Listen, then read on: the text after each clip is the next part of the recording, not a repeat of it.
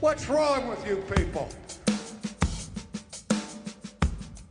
Welcome to Not Another Baptist Podcast. My name is Matt Hensley, the Associational Mission Strategist for the Collin Baptist Association, an avid fan of the Houston Astros, two-time World Series champion and current holder of first place in the AL West, joined by Dr. Kyle, non-alcoholic beerman, rocking his NAM long sleeve pullover. Yes, I am. Pumpkin spice latte. I am almost certain. Are you drinking a pumpkin spice latte? No, this is actually just black coffee this morning. And it's in a Starbucks cup, but I made it at home. So I just happened to have one of these. I did have my very first pumpkin spice latte of the season yesterday, and it was phenomenal. I had to wait until it was not 90 degrees to get a pumpkin spice latte. I just couldn't do it. So yesterday it was overcast, it was cool, it's all nice and rainy today. It's perfect. We love it. I know you and I disagree starkly on pumpkin spice. So many things. And candy corn in particular. And I think even maybe like the Christmas thing. I think we disagree on when you can start decorating for that. But probably. I digress. I am committed to not letting candy corn touch my lips until the start of fall. You will do pumpkin spice when it just kind of feels like fall. Yes. I'm old enough to remember what we call false fall in Texas, where maybe there's a day in early September, maybe even late August, that, there's a crispness to the air in the morning. And you're like, oh, it's starting. We're not going to be 1 billion degrees and baking out here. And then the next thing you know, you wake up one day and you walk outside, you've got your hoodie on, you're ready to go, have a cup of coffee, and you're like, what happened? It's 85 already. So I like to wait until I know that I know that I know. Okay. So fall is here. Listen, I was so excited to have some days that were not 95 degrees or 102 that as soon as it so the last couple of days here, it's been real rainy and just cooler. And like today, the high is going to be in the upper 70s. And it's perfect.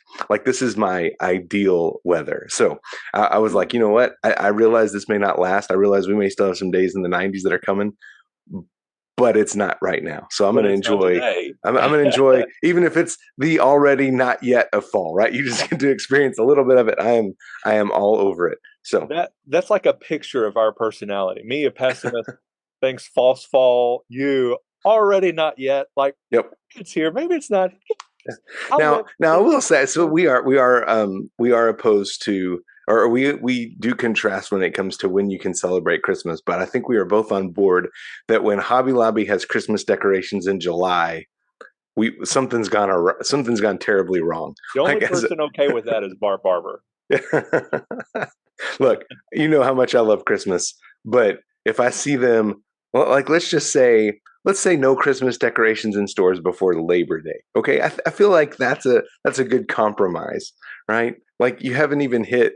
You haven't even put Halloween decorations out yet, and there's already Christmas decorations out. Yeah. So anyway, but I digress. There's only so many Christmas songs that I just absolutely love. And so what ends up happening is when I tend to play those often, I don't want to start that in like August, September, November, whatever, because I'm going to be tired of it. It's going to become like 10,000 Reasons, which is a phenomenal song. But right now, if I hear it, like I want to like renounce my faith. It's such a wonderful song.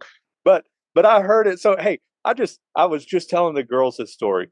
We sang it 10,000 times at Mayhill Baptist in New Mexico. And I love the song. So don't, lovers of 10,000 Reasons. I'm not dogging on the song. Send him angry emails at Hensley M. And so it just kind of grates on me a little bit. Well, so I'm leaving Mayhill, coming here to the great Republic of Whataburger.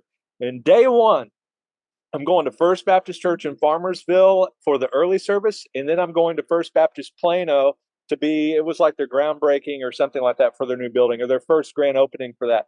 And what did we sing at First Farmersville? 10,000 Reasons. What did we sing at First Plano? 10,000 Reasons. I thought, I am going to die. And because the likelihood of me visiting a church and them playing 10,000 Reasons when maybe they play it once a year, it just seems like God's like, oh, you hate that song? Yeah. Here it is again. Learn to love it. So, anyway. Oh, wow. All right. Well, hey, we have differences, but you know what we can still do, Matt? We can still celebrate the Houston Astros being 2-time World Series champions. We will not. By the way, the Rangers are 1 game back behind the Astros, so this thing is not over yet. It's not over. Not over. It's going to be an interesting 2 weeks left. No, so we have differences. We have differences of opinions when it comes to things like baseball, when it comes to football, which I don't think you really can stand at all. When it comes to candy corn, I believe it to be an abomination, much like you believe pumpkin spice latte to be an abomination, especially for our longtime listeners when you decided to put candy corn in a pumpkin spice latte. Oh, that was amazing. That was on our way to a state convention meeting. I remember that so well. We took like 5 years off of our life. Like most likely. So yeah, we have a difference of opinion about all kinds of things, and yet we still get along. We are able to, well, most of the time. We're able to doing some heavy lifting there. We're able to cooperate, as it were, and do things like podcasts, and we get to hang out occasionally. In fact, I'll be in Farmersville next week and get to hang out with you for a day on my way to an event. So right now, across the SBC, there's a lot of talk about this word cooperation because yesterday, as we're recording this, the cooperation committee that was proposed at the annual meeting back in June in New Orleans was announced. And Matt, I am 90% in on this cooperation committee, with one big glaring issue that I'm going to have to write Bart and our friend Jonathan Howe, the interim president at the EC, and probably every single entity head. And this might be the straw that breaks the camel's back. And this might end my cooperation in the SBC. This one single solitary thing. What do you have against Tony Wolf? I mean, what has he ever done? Except leave the great Republic of Texas. As soon as I saw this list, that was basically the same conversation that I had with Bart, because I was like, bro, I can't cooperate with this dude. He left me. He left me. How dare he go to South Carolina? And well, listen, anyway, there's a history of you and I both left the great Republic of Texas. Nathan Lorick left the great Republic of Texas, and we are all back. So you never know. You never know. But Matt, how on earth did you weasel your way onto this committee? How I'm flabbergasted. I am floored. I am appalled that of all the illustrious SBC names that are on this list, somehow yours winds up on there as well. You see, here's what happens. I joined First Baptist Farmersville to make Bart Barber's life miserable. I wasn't being successful enough, so I nominated him to be president. Sometimes Bart wants to repay the favor. So here we go. No, so let's talk about that list. You could have said so many mean things about me there. I was trying to read your lips because I can't hear a thing because the Mormons are mowing.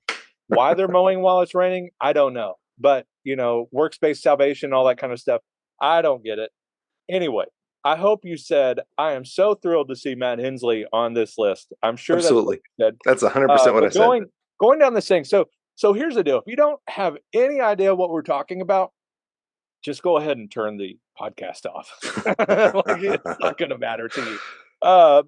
But so back in New Orleans, it was, obviously a great annual meeting. A lot of stuff happened. There were, amendments. Jared Cornett completely changed the Baptist faith and message. Tons of stuff that took place. But one of the things that happened was the delegates, the messengers, whatever, basically tasked Bart with naming the 9,452nd Task Force of the Southern Baptist Convention, this one on the cooperation group. And so the idea really came from a motion at the deal about a formation for this, basically this idea of what does it mean to be in friendly cooperation? Maybe in some light of what are our guardrails? For instance, a lot has been said in the Baptist Faith and Message about communion, open communion, closed communion. Is it close communion? And I kind of have a list, so I don't know if you heard any of those, but open communion, whoever has breath in your lungs, come and take, whatever. All the way to closed, where members of that church can participate and partake in the Lord's communion. So Baptist Faith and Message seems to be pretty clear there, but there's obviously some differing practices when it comes to the local church. Well, obviously the topic du jour is when it comes to female pastors. And so I think I'm not going to put a stat on it, but 99.9%, I just said I wasn't going to, but a lot, overwhelming majority of Southern Baptists believe that the office, the title, the everything of senior pastor is going to be reserved for men. But we also have like janitor pastor and nursery pastor, children's pastor, some of those that have been women. Should they? Is that a word they should use, but they can't use if they want to be in friendly? So that's some of this kind of stuff that they will be digging into. That I say they, I guess. I say they. You, that is you. And so you is they. Yeah. And so leading this is Jared Wellman, the pastor of Tate Springs Baptist in Arlington, Texas. Very close to the second. I'm aware. Jared and I have talked about this. Yes. And, he's like minutes away. So what are your thoughts? What do you, if you can answer this, what do you hope to see? I think the big goal out of this is just some clarification, right? What does it mean to cooperate? And then as part of that too, where are the sticking points, right? What are those issues that you brought up some of them, but what are the specific topics within those issues that are creating sticking points when it comes to cooperation? Yeah. Now, again, this is a task force, right? It's a Southern Baptist task force. As you mentioned, there were about 14 of them that were appointed in New Orleans alone. And so the task force has no ability to come back and say, if you want to cooperate, here are the things you have to do, right? I think it's just to kind of take the temperature of cooperation and help us come to a place of unity, if I'm correct. What kind of thermometer are we talking about? Anyway, with this idea, for example, there's certain things that have the smell test, right? It is what makes us Baptist. For like baptism, if you sprinkle, or if they're babies, that's a question. Like, okay, duh, so. Some of that comes into play here, but this list is a diverse group. Yeah. What I like about it is, and I know there's questions about it on every different direction, but one of the things that I do like about it is it's not monolithic in belief. There's people that would be, far right, like me, where I stand on stuff. There's people maybe to the left of me, if we use those terms, if we were to place those terms on it. There's associational guys, there's church guys, there's former entity guys, there's 9 Marks guys, there's pastors, different size churches. There's a guy with like 8,000 degrees, Victor Chayazarizabon. Yeah, the guy with the best. I thought I had the best name in Southern Baptist life, and I have been usurped by Victor Chayazarizabon. That's probably true. Name, and so especially as an employee of NAM, where you have to be a teetotaler. Yes, it's true. When your name is Beer Man, I mean, there's concerns there that I think a trustee needs to answer for at maybe the next annual meeting. How can you allow anyway? So going down the list a little bit. Hey, this is also a call to the Potluck Podcast guys, which I am technically a part of. But yeah, we got to record some of this stuff because Kyle and I don't want to talk about SBC things. We like talking about church revitalization, but this is going to tie into that in just a moment. But going down the list with Jared Wellman, you've got Victor. I said his last name right the first time, so I'm not going to try it again. He's the executive co-lead pastor of First Southern in Anaheim, California. Like I mentioned, has about 9,000 degrees. Jerome Coleman, sorry. First Baptist Church, Crestmont and Willow Grove. Tara Dew, speaker and wife of Dr. Dew, president of New Orleans. Donna Gaines, speaker, author, Bible teacher, wife of Steve Gaines, pastor Bellevue. Matt Hensley, your favorite person on this list. Travis Kearns, associational mission strategist and huge Houston Astros fan. Who I worked with. He was on the replant team when I first came on, believe it or not. Man. He was, yeah. He's the AMS of Three Rivers Baptist Association in Taylor's. Richard Land, former president of the ERLC. Jonathan Lehman, editorial director at Nine Marks, elder at Cheverly Baptist in Bladensburg. You remember when we've talked about at funerals, you need to read through the obituary first so you know how to pronounce the names? That's how I'm feeling right now. Jason Paredes, lead pastor at Fielder Church in Arlington. Gregory Perkins, lead pastor of the View Church in Menifee, California, and the current president of the National African American Fellowship. Dr. Jim Richards, executive director emeritus of the Southern Baptist of Texas Convention. Juan Sanchez, senior pastor of High Point Baptist Church in Austin, Texas, and the very first person to congratulate me and tell me that he was praying for me when I was elected president of the Pastors Conference. So grateful for him, because Kyle never did that. Andrew Walker, ethics and public theology professor at Southern Seminary. Trevin Wax, author and vice president of research and resource development. That's something I'm not going to say twice. Development. One of the smartest individuals I've ever met in my life. Bro. Yeah. 1,000%. And then Tony the Wolf, lever of Texas. He gave up his citizenship in the Great Republic to go to South Carolina Baptist Convention. Grateful for all of these guys, but we also have ex officio roles with Barber, the SBC second vice president, Kason Branch, SBC registration secretary, Don, the mayor, Currents, and SBC recording secretary, Nathan Finn. So Kyle, looking at maybe some of the things that were said, I think it maybe goes without saying that what this group needs and what we all need to be praying for is spirit-given wisdom, right? So bringing this maybe to church revitalization. As you arrive to a church, you've got people on the fence. You got people that love you. You got people that already hate you because you're going to change something, whatever else. How do we build some consensus? How do we rally around a vision, a purpose, all of those kinds of things? At the end of the day, what we're aiming for with this cooperation committee or task force or what we're trying to see, build some consensus, build some cooperation points, all of that kind of stuff, is really what we're trying to do on a day-to-day basis, a week-to-week basis, a month-to-month basis, a year-to-year basis in our local churches. And so when our local churches cooperate together, they work together as a member of a body, right? All the different parts, all of that working together, much can accomplish. And as that happens, that church is strengthened, grows healthy, all of that kind of stuff. And then the association grows healthy.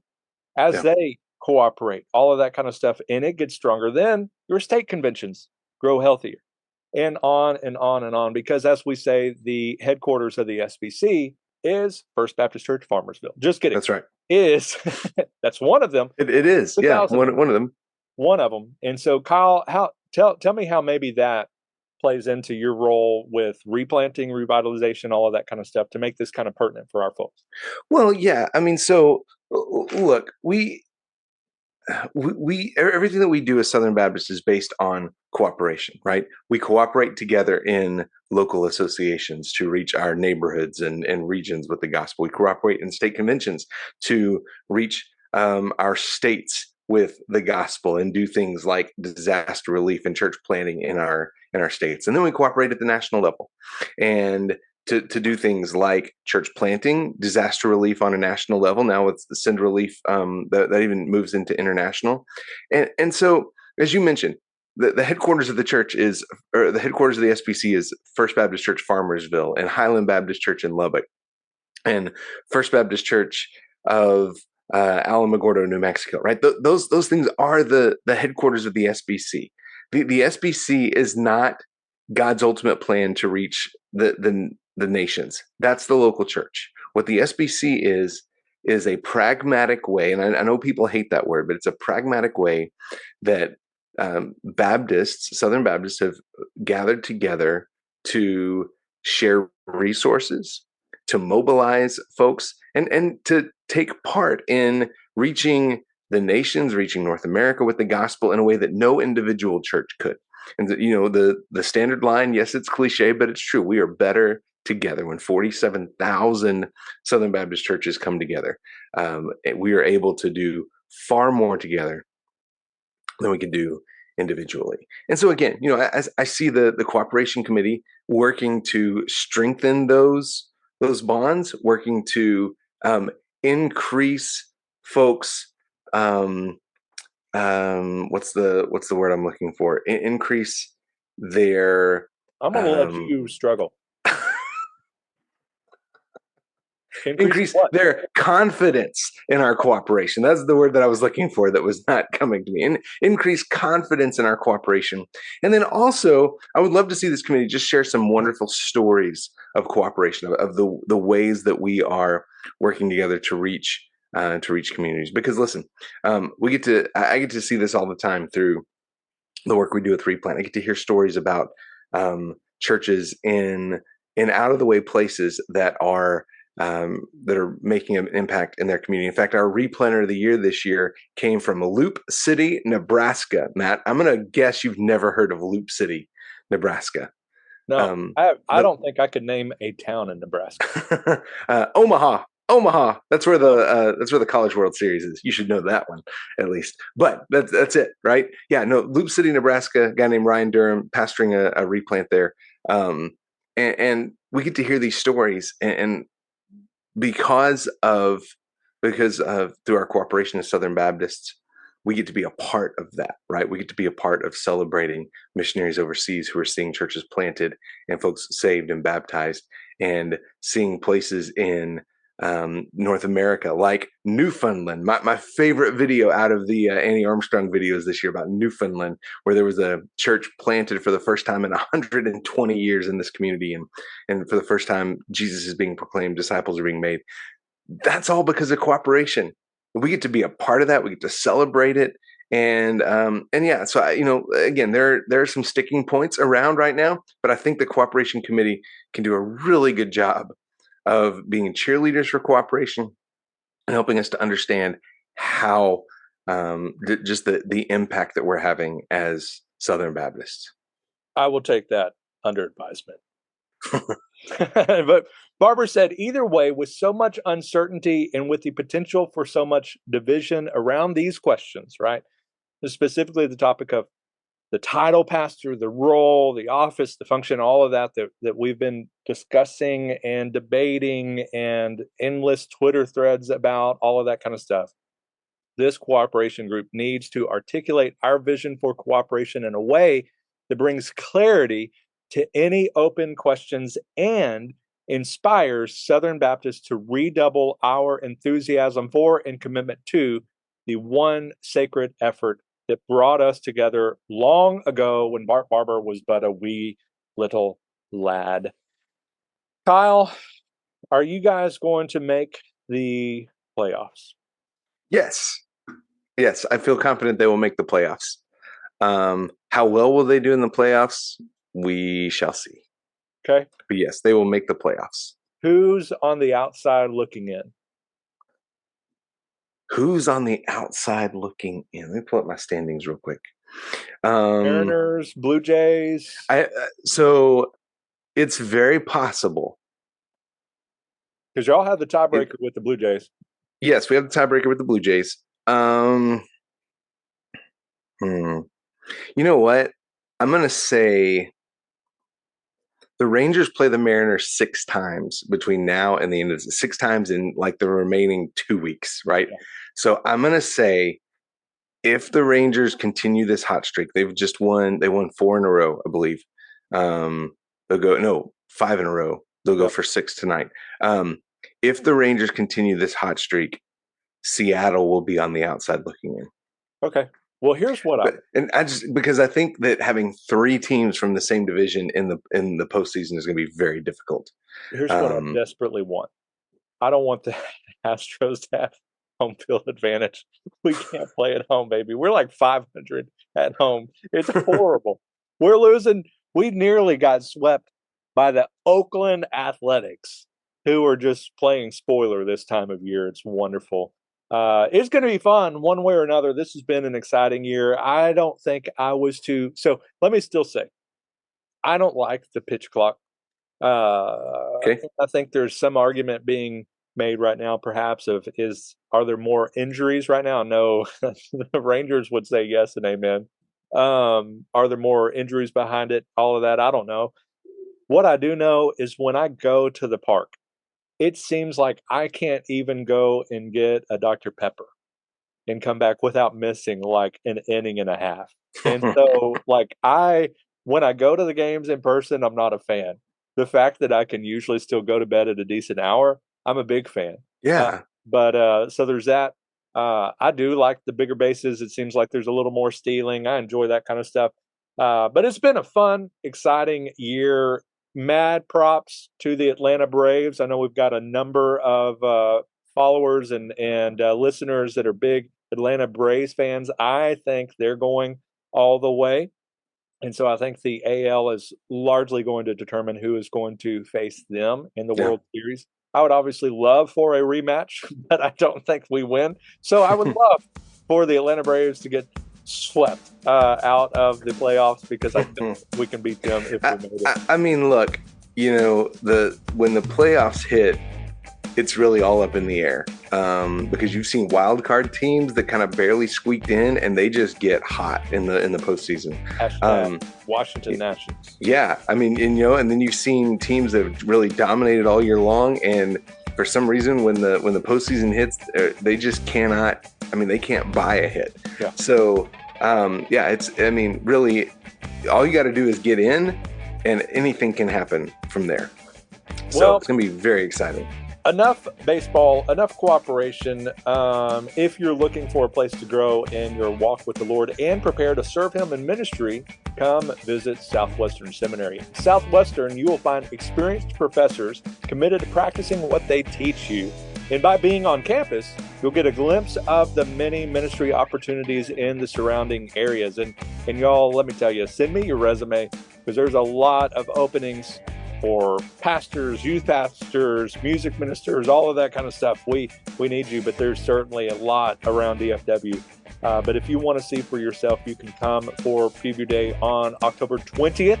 I will be eating a lot of candy corn by then. To find out how Southwestern can help you live your calling, register now at swbts.edu/preview. Kyle, I love you. I appreciate you. And I enjoy somewhat cooperating with you. Send us out. All right. Well, thanks for listening. And until next time, may your coffee be as black as night and as bold as the gospel you declare. What's wrong with you people?